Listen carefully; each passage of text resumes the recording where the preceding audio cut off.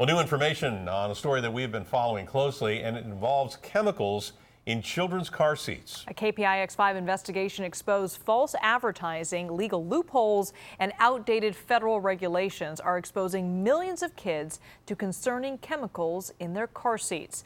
Today, the ladies of CBS's The Talk invited our Julie Watts on to discuss new developments in the investigation that impacts every parent in the country. Now, Julie is here with details on that legislation, and it looks like lawmakers are finally listening. Yeah, well, some of them anyway. We did reach out to dozens of lawmakers with jurisdiction over NHTSA, and now 2 are taking action.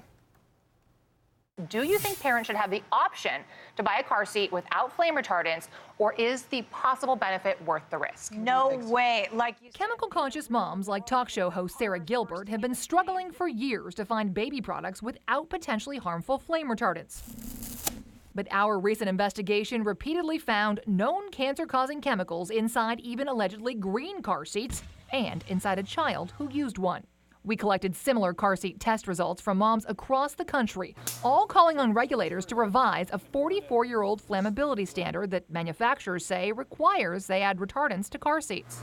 Regulators admit there's no evidence it provides a safety benefit in car seats, and Congressman Huffman says administrative changes could take years. I don't want to wait years and years while millions of babies continue to be exposed to a carcinogen for no apparent safety benefit. So he introduced legislation this week that would force regulators to update the 1972 standard from an open flame test that fire scientists say is irrelevant in a real-world car fire to a smolder test similar to California's new furniture flammability standard that will no longer require retardants. But Huffman admits getting the bill passed quickly may be tough. If I have interested colleagues across the aisle, maybe I can get a hearing on this issue. For parents like Sarah, that can't come soon enough.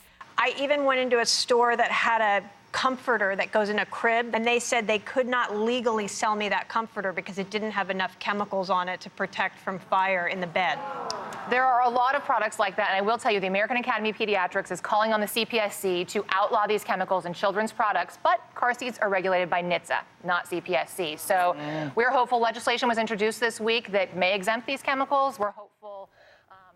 Now, this is a rare case where both manufacturers and consumer groups are supporting the same bill. And Senator Kelly Ayotte called for a Senate hearing on the issue, in addition to Huffman's legislation. But most of the lawmakers that we contacted seem uninterested. For a link to their responses, head to kpix.com. You can find out what your local congressman, how they reacted. All right. These crazy laws that hang around, we can't get rid of them. This is a 44-year-old law, was intended for the interior of the vehicle itself. A decade later, car seats became mandatory. They were looped into this, and this is the result. All right, good job. Thanks, Jules.